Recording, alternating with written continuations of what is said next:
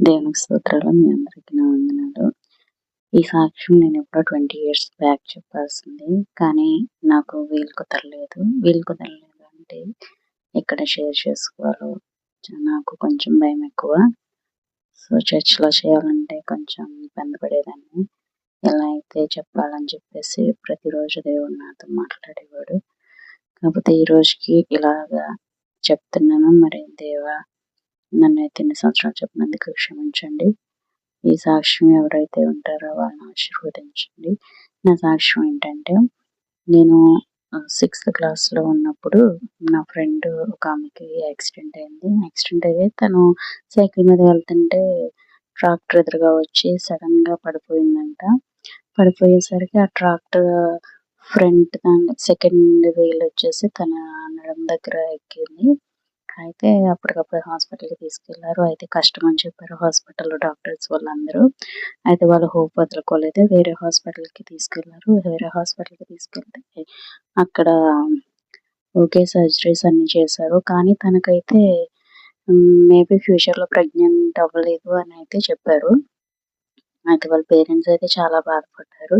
Pregnant అవ్వకపోవడమే కాదు నడవలేదు ఇంకా. తనెప్పుడు ఇంక అట్లనే ఉంటది చైర్‌లో అని చెప్పారు. సర్లే ఎలా అయితేనే అని చెప్పేసి వాళ్ళు సర్జరీ చేయించుకొని ఇంటికి తీసుకొచ్చారు. అయితే వాళ్ళ నాన్నగారు ట్రై చేశారు వాకర్‌తో నడిపించడానికి. స్లోగా అలాగా నడుచుకుంటూ నిదానంగా తను నడవడం అయితే స్టార్ట్ చేసింది.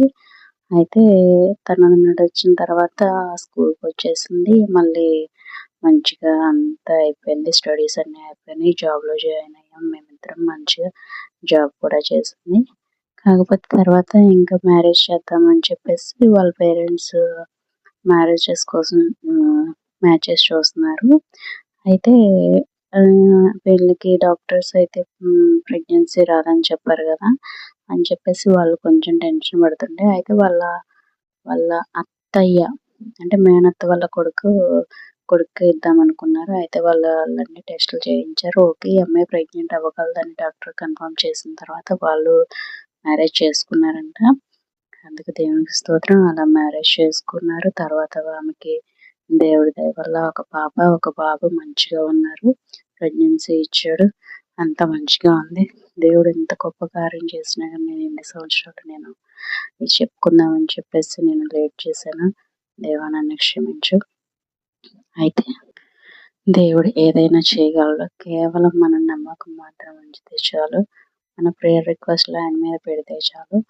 లేట్ అయినా గాని దేవుడు మన కోసం ఏదైనా చేస్తాడు. సో నాకు ఆ రోజు నుంచి చాలా నమ్మకం కుదిరింది. దేవుడు మంచి బాబుని, పాపని ఇచ్చాడు ఆమెకి. అందుని బట్టి దేవునికి స్తోత్రాలు. ఈ గొప్ప సాక్ష్యం దేవుడు దీవించును గాక.